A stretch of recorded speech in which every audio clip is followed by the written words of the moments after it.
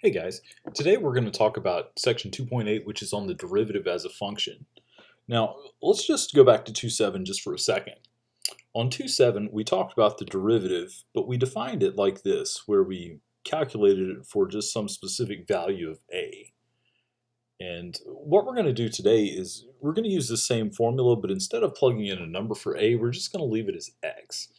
And that's going to let us come up with a function that we can plug values into and determine the derivative for any value we want. And we only have to do the limit one time. So let's start with an example. Well, first, let's look at this. This is the same thing we had before. The limit of f of x plus h minus f of x over h as h goes to 0, and that's f prime of x. I actually want to start with, well, we'll start with this function. So we're supposed to find f prime of x here. So let's see, f of x plus h is going to be the square root of 2 times x plus h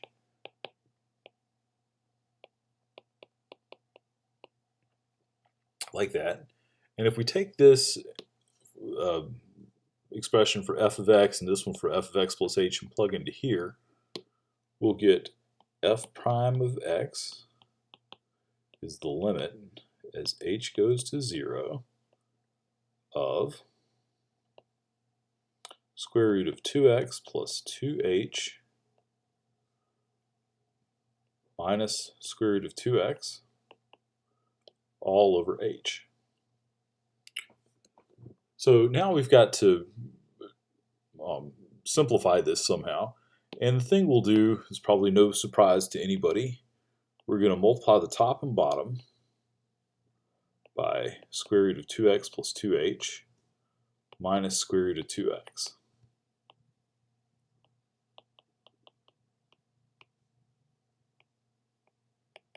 Actually, that shouldn't be a minus there, it should be a plus. Because the whole reason we're doing this is that's going to get rid of all those radicals on top. So when I do this, I get limit as h goes to 0. On top, when I multiply this stuff out, this times this just gives me 2x plus 2h. When I do the outside and the inside, we get the same thing but with different signs, so they cancel away. And when I do the last times the last, I get minus 2x. Now on the bottom, I'm not going to multiply things out. I'm just going to leave it as h times square root of 2x plus 2h, then minus square root of, or no, it's plus square root of 2x. And now nice things happen. The 2x and the minus 2x cancel, and we're left with the limit as h goes to 0 of 2h on top, and h times square root of 2x plus 2h plus square root of 2x. And now I can cancel these h's. Now I could rewrite this, but I don't want to, so let's just go ahead and plug the 0 in now. Now that we've canceled those h's, it's no longer 0 over 0 when we plug it in. I can plug in the 0, and on top I get 2, and on bottom I get square root of 2x plus 0, and then I get another square root of 2x. So I wind up with 2 over root 2x plus root 2x, and of course those are adding two of the same thing together. So I get 2 over 2 root 2x, which is just 1 over root 2x. And that is my answer. I'm actually going to write it like this. F prime of x is equal to 1 over root 2x. And it's nice because this is the formula for the derivative. This isn't given as part of the problem that we're supposed to do, but let's answer something. Find the slope of the tangent line at x equals, let's just say at x equals 8. Picking that because it's a nice number. If we do that, all we'd have to do would be plug in f prime of 8 equals 1 over square root of 2 times 8. And so I'd get 1 over root 16, or 1/4. And we can check that if we want to on Desmos and just see that that it makes sense. My function that we had here was f of x equals square root of 2x. And we got a slope. Well, the point we're looking at is the point with the x-coordinate of 8. Its y-coordinate then is going to be square root of 16, which is 4. So we've got that point. And the tangent line we saw has a slope of 1/4. So I can do 1/4 x, and I need to add something to it to make that go up there. Let's see if I move this up the right amount. Yeah, looks like it should be 2. Yeah, there's the tangent line, and its slope is 1/4.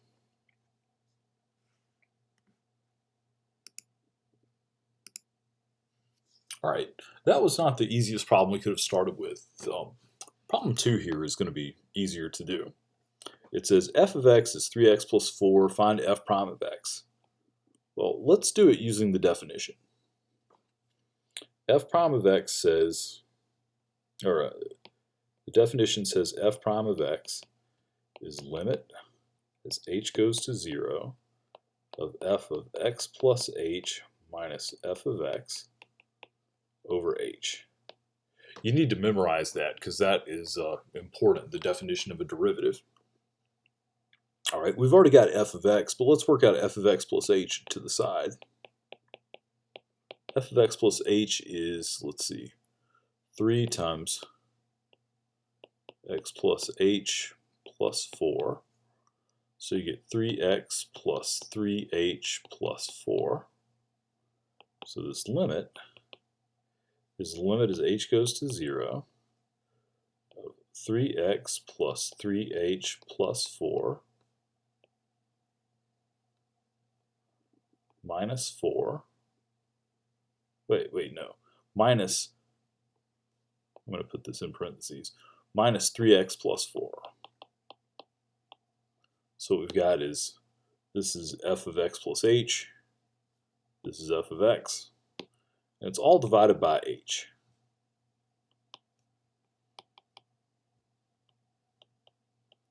So if we do this, when we do the subtraction, most of the stuff's going to disappear. 3x minus 3x, 4 minus 4. All we're left with is 3h on top, and then h on the bottom. And of course, we can cancel those h's. So we'll get the limit as h goes to 0 of just 3, which is 3. So on this problem, f prime of x is 3.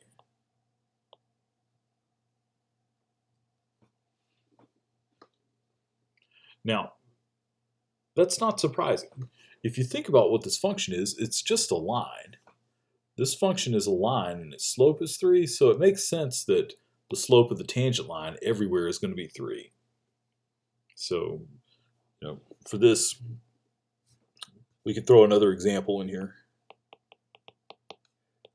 F of x equals 1/2 x plus 4.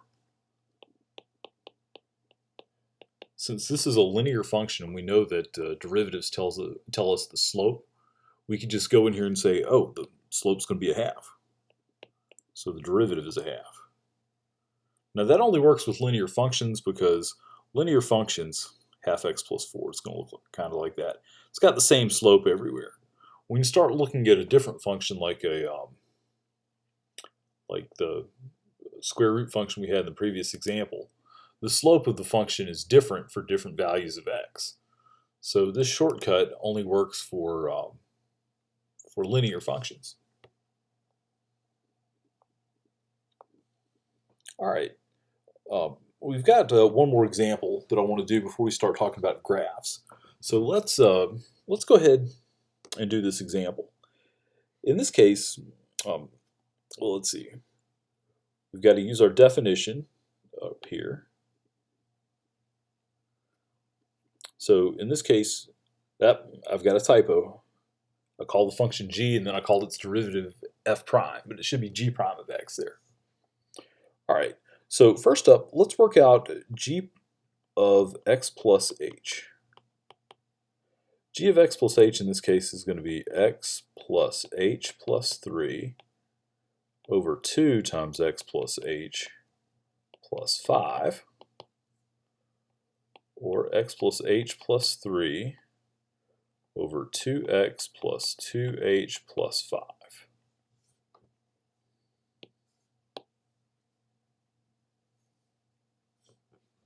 All right, so when I go to plug into my formula, g prime of x is the limit as h goes to 0. I don't have a ton of space here, so I'm going to write this and then I'm going to replace it, of g of x plus h minus g of x over h. So I'm going to take this value over here for g of x plus h and replace this with it.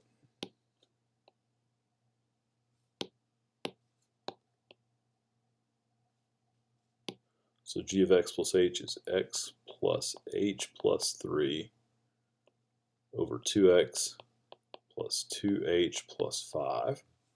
Now this looks ugly, but it's not going to be that bad. And we're subtracting x plus 3 over 2x plus 5. So we've got that expression, and we've got to get the same denominator for the well, the fractions on top. We need to get the same denominator. So let's I'm going to stretch this out a little bit.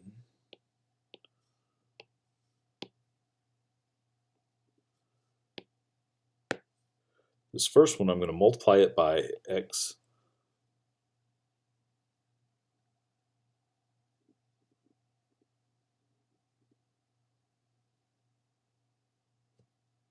plus, or no, I'm going to multiply it by 2x plus 5 over 2x plus 5.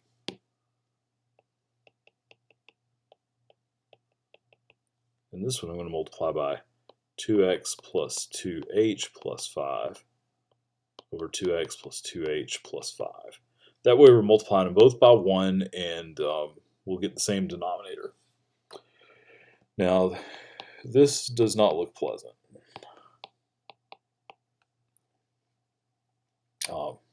Let's see. Over here, I've got to distribute this across this. So let's see. Actually, I'm going to do it the other way around. I'm going to take this and distribute it across this. So I'm going to take this 2x and multiply it by each of these guys. So I'll get 2x squared plus 2xh plus 2 times 3 times x. And then I'll multiply the 5 across, and I'll get 5x plus 5h plus 15. And all that's over 2x plus 2h plus 5 times 2x plus 5.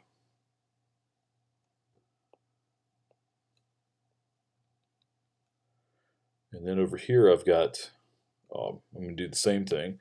I'm going to distribute the x plus 3 across this. So when we distribute the x across there, we're going to get 2x squared plus 2xh plus 5x, then plus 6x plus 6h, then plus 15. I'm out of room.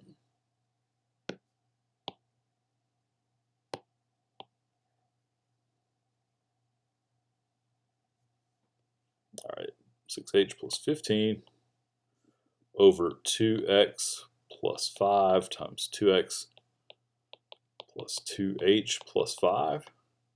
And this whole thing is supposed to be divided by h, but doing all that I don't like that. It looks too messy. There's nothing wrong with it, but I'm going to take the whole thing and multiply it by 1 over h, because that achieves the same thing.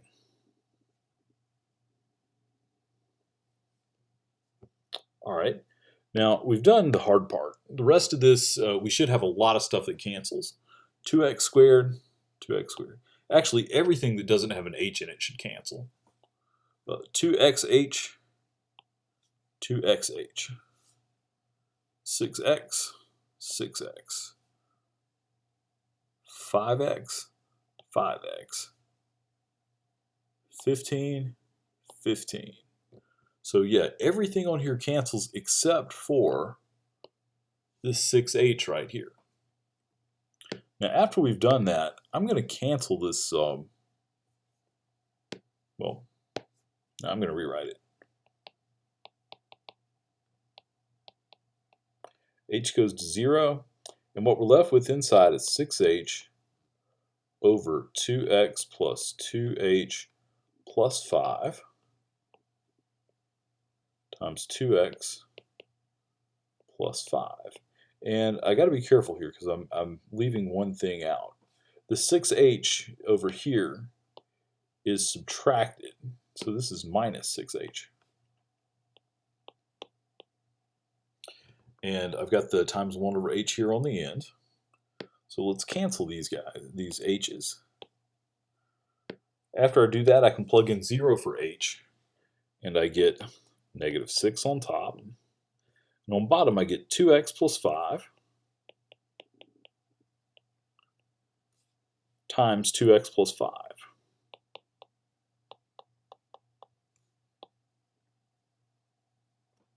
And that's my answer.